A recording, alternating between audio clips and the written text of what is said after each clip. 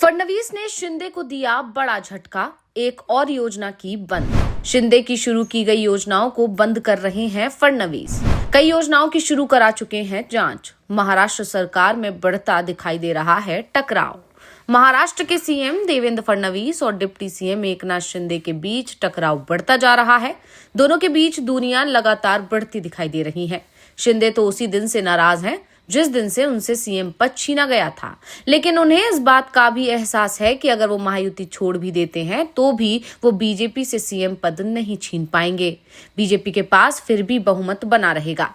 इस बीच बीजेपी ने भी साफ कर दिया है कि वो शिंदे को मनाएगी नहीं, बल्कि जिस तरह से उद्धव ठाकरे के साथ बीजेपी के नेताओं की नजदीकियां बढ़ती जा रही हैं, उसने शिंदे को जरूर हैरान कर दिया है। और दावा यहां तक किया जा रहा है कि शिंदे की उद्धव ठाकरे की पार्टी को तोड़ने की कोशिश भी इसी के चलते अब फेल होती दिखाई दे रही है, क्योंकि उद्धव सेना के सांसद और विधायकों को इस बात का एहसास होने लगा है कि जल्दी ही शिवसेना यूवीटी के साथ बीजेपी का गठबंधन हो सकता है। जिस तरह से एकनाथ शिंदे लगातार बीजेपी से दूर जा रहे हैं, उसके बाद बीजेपी ही शिंदे से गठबंधन तोड़ने का ऐलान कर सकती है। और इसी का असर बीजेपी और उद्धव गुट के बीच की बयानबाजी, जो पहले बेहद तीखी होती थी, अब अचानक ही दोनों दलों के नेता एक दूसरे के खिलाफ बोलने से बचते दिख रहे हैं। उद्धव गुट की शिवसेना के मुखपत्र सामना में तो देवेंद्र फडणवीस की तारीखों से भरे लेख अब लगातार लिखे जा रहे हैं। इस बीच देवेंद्र फडणवीस ने उद्धव ठाकरे को एक और बड़ा झटका दे दिया है। तो क्या है फडणवीस के फैसले के सियासी मायने? आज हम इसी को लेकर अपनी इस वीडियो में करने जा रहे हैं चर्चा, तो वीडियो को आखिर तक जरूर देखें। महाराष्ट्र में मुख्यमंत्री देवेंद्र फडणवीस और उप मुख्यमंत्री एकनाथ शिंदे के बीच सियासी तकरार बढ़ने के आसार दिख रहे हैं। शिंदे सरकार के दौरान स्वास्थ्य विभाग के 3200 करोड़ रुपए के काम को देवेंद्र फडणवीस ने रोक दिया है। तानाजी सावंत पर बिना किसी कार्य अनुभव के कंपनी को मैकेनिकल सफाई का ठेका देने का आरोप लगा है। इसके साथ ही मुख्यमंत्री देवेंद्र फडणवीस ने शिंदे सरकार के दौरान की कथित अनियमितताओं के खिलाफ कार्रवाई शुरू कर दी है।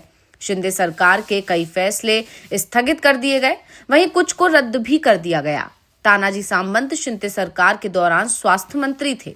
उनके कार्यकाल के दौरान अधिकारियों के तबादलों और एम्बुलेंस खरीद सहित हजारों करोड़ रुपए के घोटाले होने की बात सामने आ रही है। बता दें कि स्वास्थ्य विभाग के अधीन सभी सरकारी अस्पतालों, प्राथमिक स्वास्थ्य केंद्रों और उपकेंद्रों की सफाई का कार्य आउटसोर्सिंग से कराने पर सहमति बनी।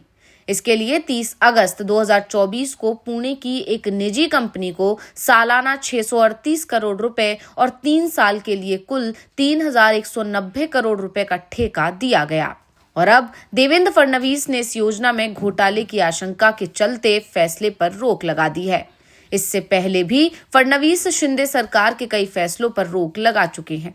अब ये सवाल भी उठ रहे हैं कि जिस तरह से शिंदे के कार्यकाल में जिन योजनाओं को लेकर काम किया गया और अब फडणवीस उनकी जांच करा रहे हैं, अगर जांच में कोई बड़ा घोटाले का खुलासा होता है तो क्या शिंदे और उनके करीबियों पर कार्रवाई की जाएगी?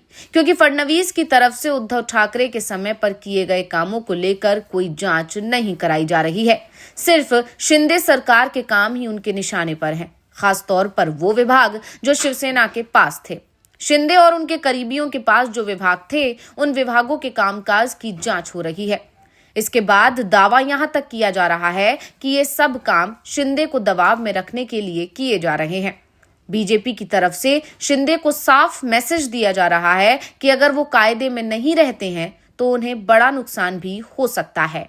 वैसे भी बीजेपी के बारे में ये बातें लगातार कही जाती रही हैं कि वो मौका देखते ही अपने सहयोगी को कमजोर कर उनकी जगह लेने में जुट जाती है। और बीजेपी के टारगेट पर इस समय बीएमसी का चुनाव है, जहां बीजेपी ये साफ कर चुकी है कि वो शिवसेना से गठबंधन नहीं करेगी, लेकिन शिंदे की ताकत को भी बीजेपी पहचान रही है। इसलिए बीएमसी चुनाव से पहले ही शिंदे को कमजोर करने की कोशिश फडणवीस की तरफ से हो रही है। तो दूसरी तरफ शिंदे भी सरकार को आंखें दिखा रहे हैं। हाल ही में उन्होंने कहा था कि अगर उन्हें चुनौती दी गई तो वो तांगा पलट देंगे। इसे फडणवीस के खिलाफ ही दिया गया बयान माना गया था, लेकिन जब बीजेपी की तरफ से दबाव बढ़ा तो शिंदे और शिवसेना के नेताओं ने इसे उद्धव ठाकरे को दिया गया इशारा बताया।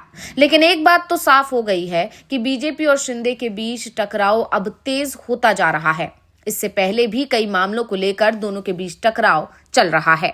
सीएम फडणवीस ने मंत्रियों के ओएसडी और निजी सचिव के मामले में भी सख्त रुख अपनाया है।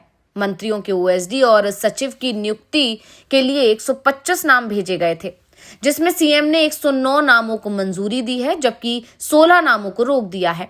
उन्होंने साफ तौर पर कहा था कि वो किसी दलाल को ये जिम्मेदारी नहीं देंगे। इन नामों में कुछ ऐसे नाम हैं जिनके सुझाव को एकनाथ शिंदे की शिवसेना की ओर से भी किए गए थे। इस फैसले की उद्धव ठाकरे गुट ने भी तारीफ की थी। शिवसेना यूबीटी ने कहा था कि फडणवीस राज्य के शासन में अनुशासन लाने के लिए मजबूत कदम उठा रहे हैं। सीएम फडणवीस ने भ्रष्टाचार के नाले की सफाई शुरू कर दी।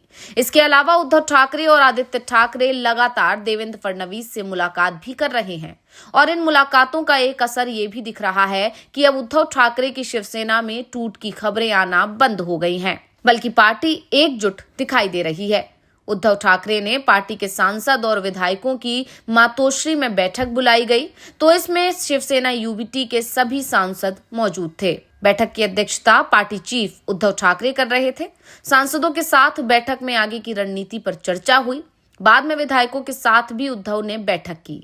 ये बैठक निकाय चुनाव को लेकर बेहद महत्वपूर्ण मानी जा रही थी।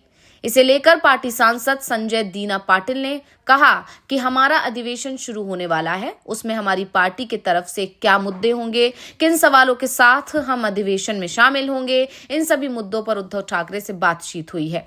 हमारे सांसदों के दूसरे पार्टी में जाने की बात एकदम गलत है। हमें किसी ने अप्रोच नहीं किया है, ये सब अफवाह फैलाई जा रही है। इस मुद्दे को लेकर के आदित्य ठाकरे ने दिल्ली पहुंचकर हम लोगों से बात की थी, लेकिन ऐसी कोई भी बात नहीं है। पाटिल ने शिंदे से मुलाकात को लेकर किए गए सवाल पर भी सफाई दी। उन्होंने कहा कि मुझे किसी ने शिंदे गुट से संपर्क नहीं करने दिया था। दिल्ली में एक घरेलू कार्यक्रम के दौरान शिंदे गुट के नेताओं से मुलाकात हुई थी और उसको लेकर के इस तरह की खबरें फैलाई जा रही हैं। उन्होंने यहां तक कहा कि अगर शिंदे गुट से किसी का नेता का फोन आता है तो मैं मिलने जरूर जाऊंगा।